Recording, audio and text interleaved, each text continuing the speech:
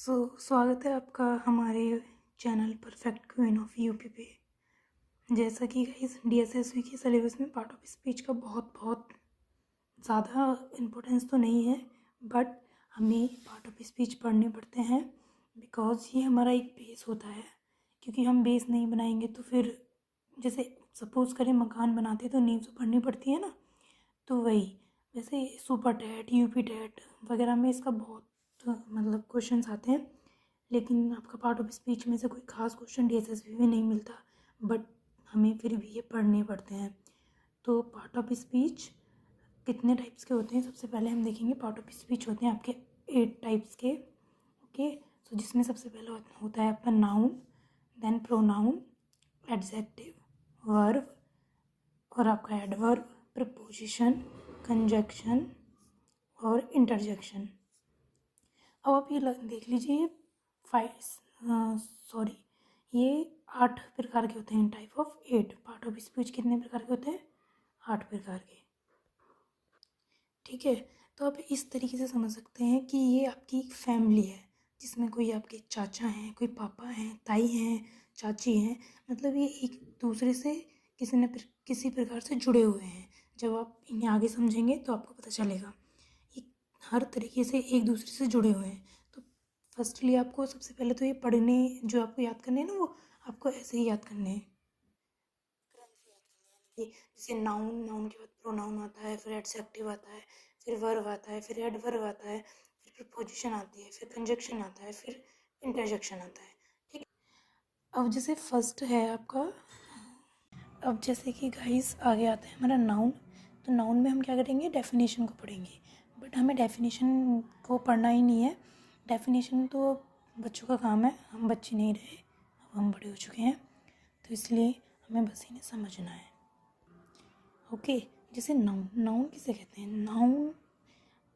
Noun हम जैसे यहाँ लिखा हुआ नेमिंग वर्ड इट मीन्स कि जितना भी दुनिया में जो भी कुछ है, जिसका जो नाम है, जो वस्तु है या कोई भी है, किसी भी चीज़ का नाम, वो हमारा नाउन होगा।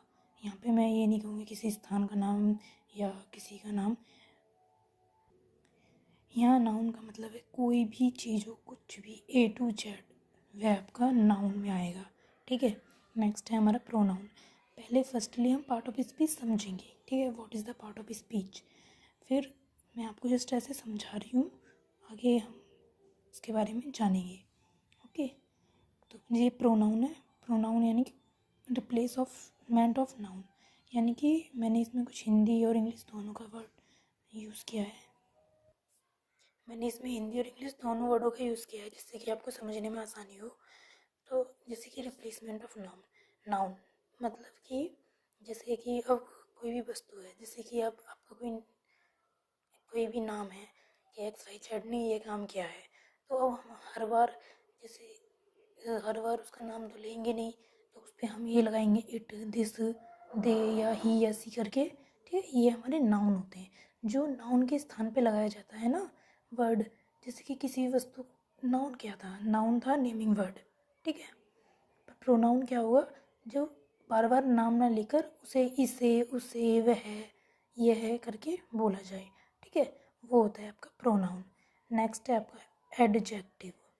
ठीक है, तो नाउन या प्रोनाउन के बारे में कुछ भी बताए। एडजेक्टिव का मतलब है नाउन या प्रोनाउन के बारे में कुछ भी बताए। ठीक है, वह एडजेक्टिव कहलाता है। वो अच्छाई भी हो सकती है, बुराई भी हो सकती है। एडजेक्टिव का मतलब ऐसे विशेषण होता है, इसका मतलब ये नहीं कि विशेषता ही। विशेषता कैसी भी हो सकती है, वो अच्छी भी हो सकती है, बुरी भी हो सकती है। ओके, तो जैसे कि राम ए गुड बॉय। ठीक है, तो राम एक अच्छा लड़का है। उसने नाउन के बारे में क्या बता रहा है वो, कि वो एक लड़का है, लड़का भी है, नाउन है, और राम भी नाउन है। ठीक है, और कैसा लड़का है? अच्छा। अब जैसे नेक्स्ट है राम ए बैड बॉय, तो अब यहाँ पे बैड बता रहा है ना, तो कैसा लड़का है वो? बेकार, मतलब बुरा लड़का है। ठीक है, तो एडजेक्टिव का मतलब क्या है? जो आपको नाउन और प्रोनाउन की विशेषताएं या फिर अच्छाई बुराई बताए। ओके, सो अगर जो आप इस चैनल पर नए हैं तो हमारे चैनल सब्सक्राइब करें और लाइक और शेयर ज़रूर करें अगर जो आपको पसंद आई हो। और हमें सपोर्ट करें। और नेक्स्ट पार्ट ऑफ स्पीच मैं दूसरे पार्ट में आपको बताऊँगी। तब तक के लिए बाय बाय।